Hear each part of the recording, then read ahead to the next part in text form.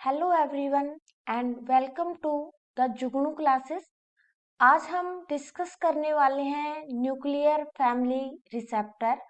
और इससे जो हमारी पहले वाली क्लास थी उसमें हमने पढ़े थे कि जो सिग्नल मॉलिक्यूल हैं वो कौन कौन से टाइप के हो सकते हैं। और साथ में ही न्यूक्लियर फैमिली रिसेप्टर के अंदर हमने ये चेक किया था कि टाइप 1 रिसेप्टर कैसे होते हैं, टाइप 2 कैसे होते हैं। अब हम उनके फंक्शन के बारे में बात करने वाले हैं कि टाइप 1 रिसेप्टर कैसे फंक्शन करता है, टाइप 2 रिसेप्टर कैसे फंक्शन करता है, इसके बारे में हम डिस्कस करने वाले हैं। तो यहाँ तक हमने देख लिया था जिसमें हमने टाइप 1 देखा था एंड टाइप 2 देखा था। अब हम आगे डिस्कस करने वाले हैं सबसे पहले टाइप 1 के बारे में कि टाइप 1 कैसे फंक्शन करता है। तो टाइप 1 के बारे में सबसे पहली बात हमने क्या देखी थी कि इसके लिए जो रिसेप्टर है वो कहाँ पे प्रेजेंट है, साइटोसोल के अंदर प्रेजेंट है। दूसरी बात हमने क्या देखी थी कि जो रिसेप्टर है वो होमोडाइमर है,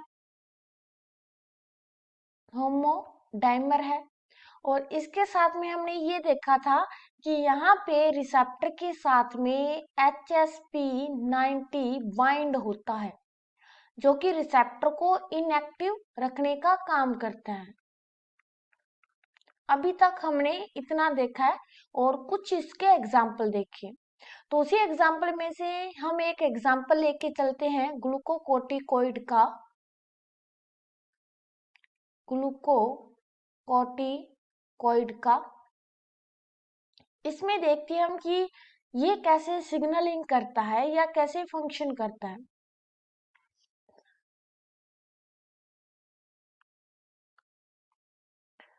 ये मान लीजिए सेल है,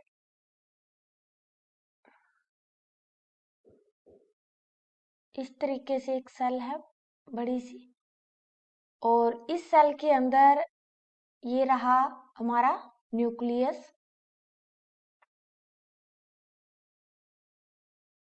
ये रहा न्यूक्लियस और ये टाइप 1 रिसेप्टर है। तो टाइप 1 के बारे में हमें पता है कि टाइप 1 रिसेप्टर कहाँ पे प्रेजेंट होंगे, यहाँ पे साइटोसोल के अंदर प्रेजेंट है।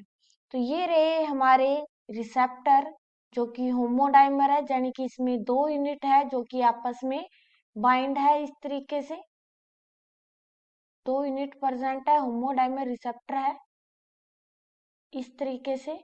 और इस रिसेप्टर के ऊपर HSP19 जो है वो बाइंड है।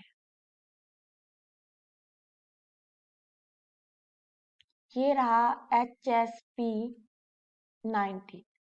जब तक इस पे HSP19 बाइंड है तब तक रिसेप्टर जो है, रिसेप्टर इनएक्टिव है।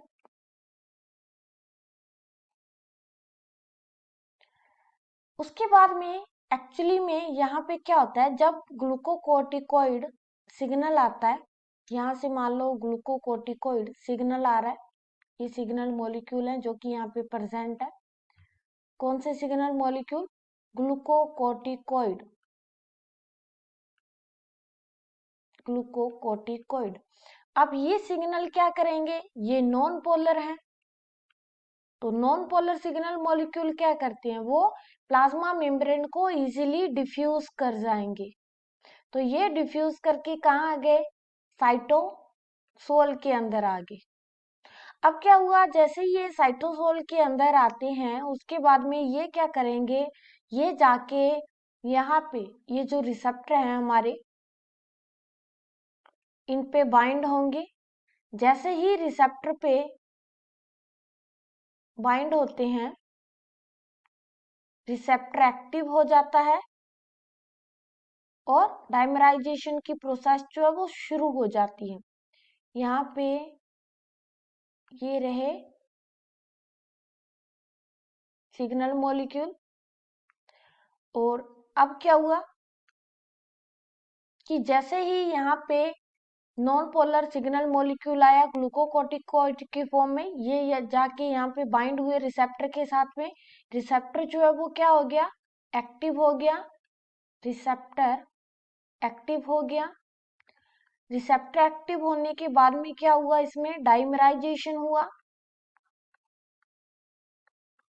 डाइमराइजेशन डाइमराइजेशन होने के बाद में यहाँ पे ये जो HSP19 जो है वो रिमूव हो जाएगा।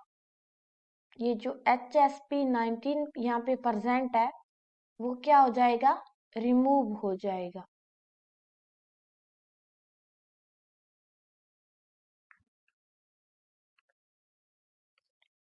अब ये जो रिसेप्टर है वो एक्टिव फॉर्म में है, क्योंकि यहाँ से रिसेप्टर में चेंज होने के कारण HSP19 रिमूव हो चुका है। अब क्या होता है, अब ये जो रिसेप्टर है वो जाते हैं यहाँ पे न्यूक्लियस के अंदर, और यहाँ किसके थ्रू जाएंगे, यहाँ पे न्यूक्लियस में आप लोगों को न्यूक्लियस की स्ट्रक्चर पता होगी, तो उसमें हम क्या पढ़ते हैं कि यहाँ पे न्यूक्लियर पोर प्रेजेंट होते हैं इस तरीके से। यहाँ पे न्यूक्लियर पोर प्रेजेंट है, साथ में न्यूक्लियस डबल मेम्ब्रेन होता है, तो ये हम इसकी डबल मेम्ब्रेन बना देते हैं इस तरीके से।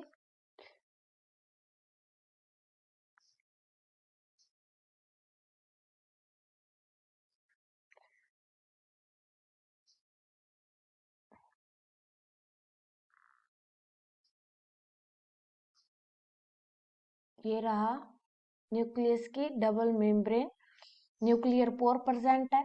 न्यूक्लियर पोर के द्वारा ये जो रिसेप्टर जिसके साथ में लाइगेंड बाइंड है वो क्या करेगा, वो प्लाज्मा मेम्ब्रेन को, न्यूक्लियस की जो मेम्ब्रेन है उसको क्रॉस करेगा। क्रॉस करने के बाद में देखो क्या होगा, यहाँ पे न्यूक्लियस के अंदर ये वाला जो रीजन है यहाँ पे ये प्रेजेंट है हमारा डीएनए, इस तरीके से प्रेजेंट है। और इसी डीएनए के ऊपर यहाँ पे आप मान लीजिए कि यहाँ पे HRE साइट है। अब क्या हुआ, ये जो रिसेप्टर अंदर आया है वो जाके डीएनए की इस HRE साइट पे आके बाइंड हो जाएगा।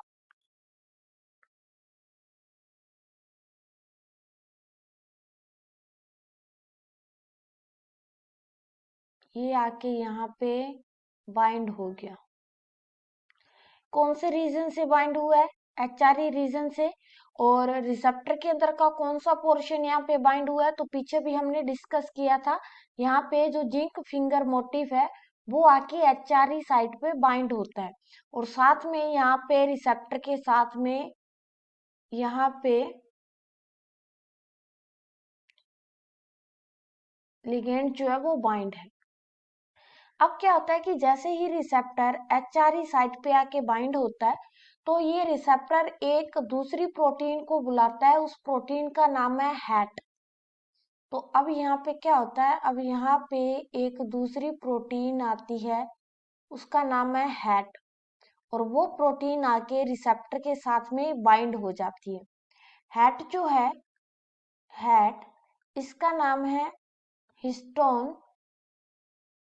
Histone acetyl acetyl transferase, histone acetyl transferase. Hat क्या काम करती है, हैट का काम होता है ये जो डीएनए प्रेजेंट है इस डीएनए के ऊपर एसिटाइल ग्रुप को लगाना, एसिटाइल ग्रुप को ऐड करती है। अब ये हैट आ गया, अब ये क्या करेगा, इस डीएनए के ऊपर हैट को लगाएगा, सॉरी इस डीएनए के ऊपर जो एसिटाइल ग्रुप है उसको लगाएगा। यहाँ देखिए इस तरीके से एसिटाइल ग्रुप को लगाता जाता है। अब एसिटाइल ग्रुप लगने से क्या होता है, यहाँ पे लग गया एसिटाइल ग्रुप।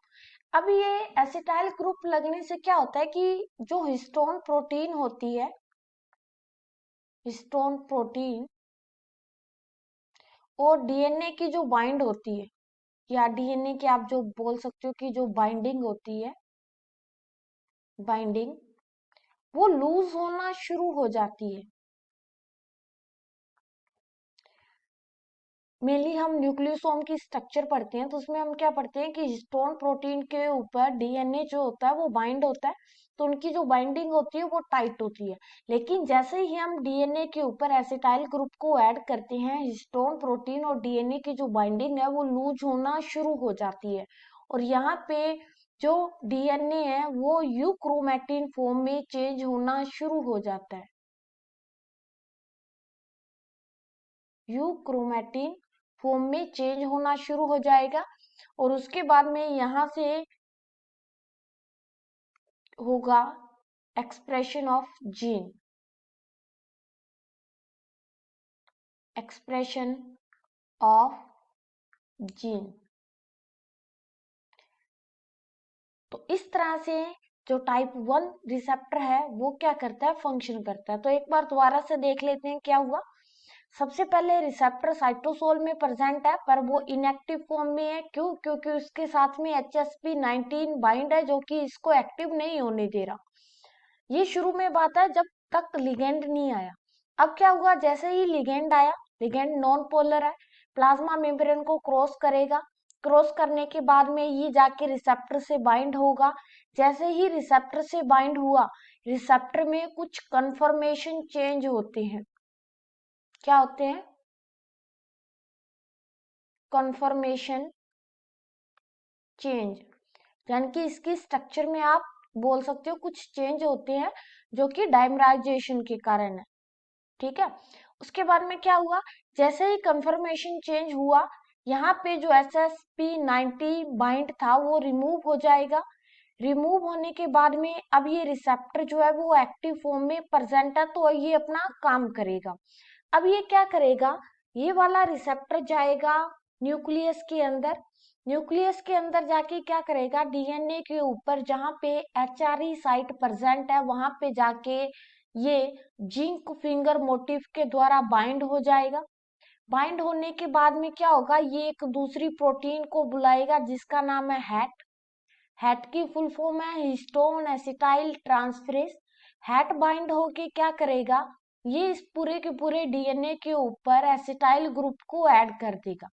एसिटाइल ग्रुप क्या करता है, हिस्टोन प्रोटीन और डीएनए की बाइंडिंग को लूज कर देता है, जिससे डीएनए को यूक्रोमैटिन में चेंज हो जाता है, और उसके बाद में यहाँ से एक्सप्रेशन ऑफ जीन होना शुरू हो जाता है, यानी कि जीन का जो एक्सप्रेशन है वो होना शुरू हो जाता है। तो इस तरीके से टाइप 1 रिसेप्टर जो है वो फंक्शन करता है। उसके बारे में हम डिस्कस करते हैं यहाँ पे टाइप 2 रिसेप्टर के बारे में। उम्मीद है कि आपको टाइप फर्स्ट रिसेप्टर कैसे काम करता है वो समझ में आया होगा। तो टाइप 2 के बारे में देख लेते हैं कि टाइप 2 एक्चुअली में कैसे काम करता है। Type 2 nuclear family receptor. तो टाइप 2 के लिए हमने क्या पढ़ा था कि इसके लिए जो रिसेप्टर है, रिसेप्टर वो कहाँ पे प्रेजेंट है, वो प्रेजेंट है न्यूक्लियस के अंदर। और कैसे हैं, तो हेट्रोडाइमर,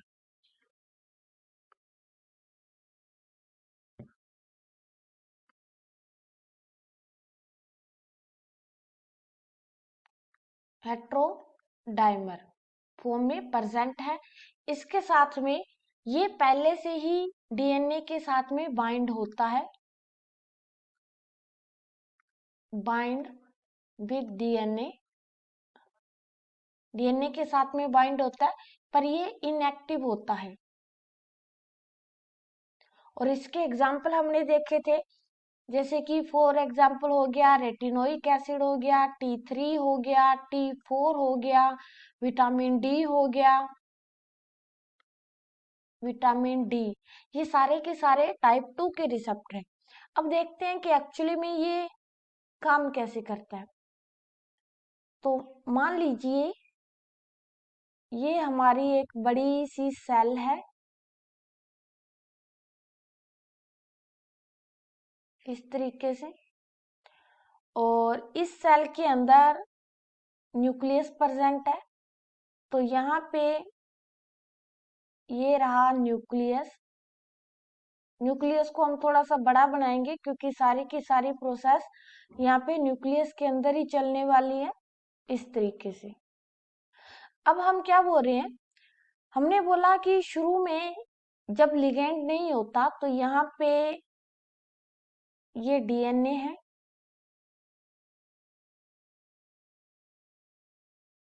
इस तरीके से।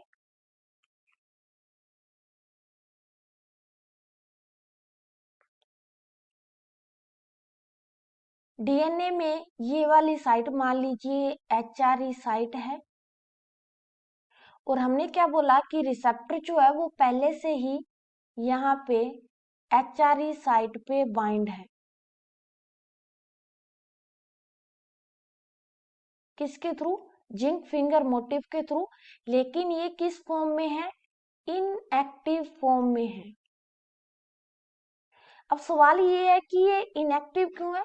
क्योंकि यहाँ पे इसके साथ में एक प्रोटीन बाइंड होता है यहाँ पे, और उस प्रोटीन का नाम है HDAC, HDAC।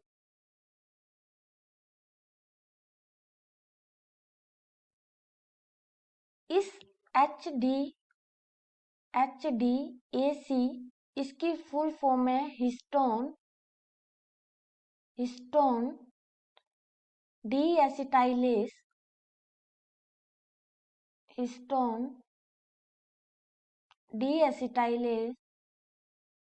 एंजाइम। ये क्या करता है? ये हिस्टोन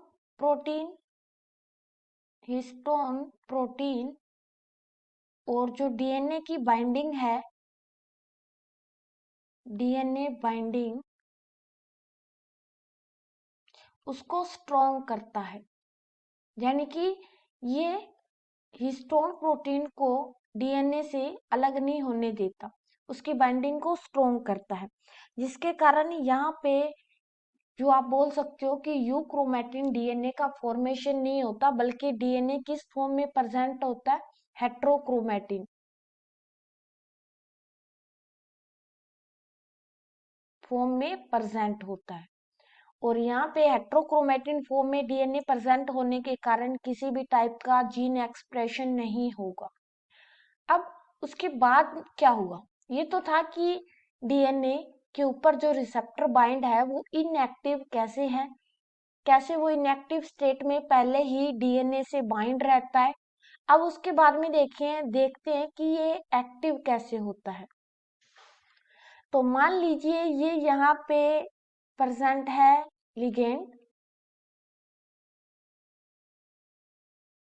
लिगेंड, या आप बोल सकते हो कि T3 मॉलिक्यूल प्रेजेंट है, T3 लिगेंड प्रेजेंट है। अब क्या हुआ? ये यहाँ पे सेल की प्लाज्मा मेम्ब्रेन को क्रॉस किए, साइटोसोल में आए, साइटोसोल से जाएंगे न्यूक्लियस के अंदर। न्यूक्लियस में जाने के बाद में यहाँ पे क्या होगा? ये जाके बाइंड होंगे अपने रिसेप्टर के साथ। सबसे पहले हम यहाँ पे डीएनए बना लेते हैं इस तरीके से।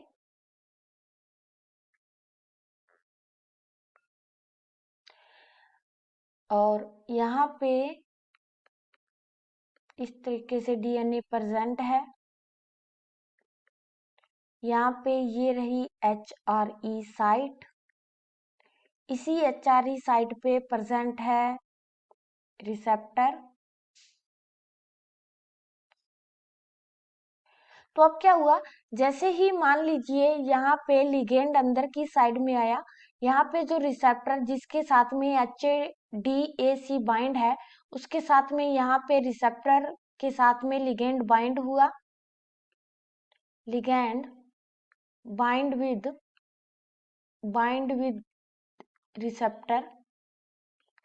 रिसेप्टर के साथ में बाइंड होने के कारण यहाँ पे जो HDAC प्रेजेंट है वो हो जाएगा रिमूव। ये क्या हो गया? रिमूव। क्यों? क्योंकि जैसे ही लिगेंड रिसेप्टर के साथ में बाइंड होता है, रिसेप्टर का डाइमराइजेशन हो जाता है, और HDAC रिमूव हो जाता है। रिमूव होने के बाद में अब क्या होगा, ये लिगेंड अब ये वाला रिसेप्टर अपने एक और प्रोटीन को बुलाता है और उस प्रोटीन का नाम है यहाँ पे हैट।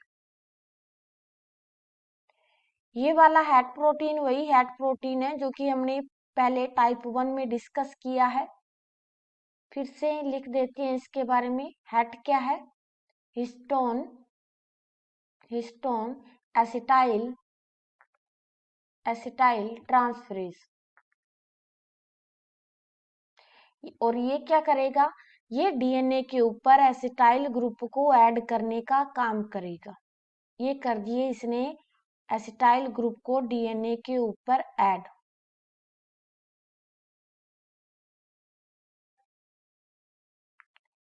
अब जैसे ही यहाँ पे एसिटाइल ग्रुप ऐड होंगे, ये वाला जो डीएनए है वो यू क्रोमेटिन के अंदर चेंज हो जाएगा।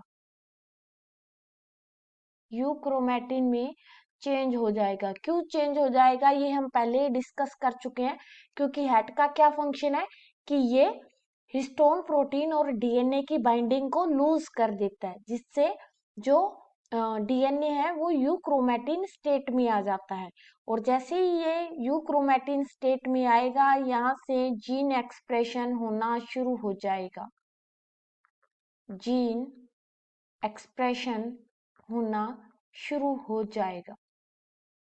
तो इस तरह से जो टाइप सेकंड रिसेप्टर है वो फंक्शन करता है। इसको हम दोबारा से एक बार रिवीजन कर लेते हैं कि क्या हुआ है।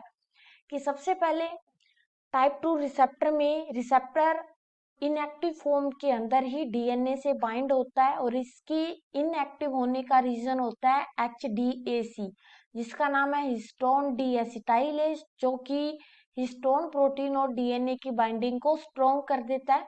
तो डीएनए हेट्रोक्रोमेटिन फॉर्म में ही रहता है या स्टेट में रहता है, जिसके कारण किसी भी टाइप का जीन एक्सप्रेशन यहाँ से नहीं होगा।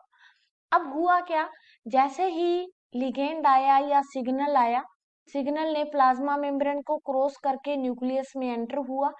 एंटर होने के बाद में ये जाके यहाँ पे ये जो रिसेप्टर है इसके साथ में बाइंड हुआ।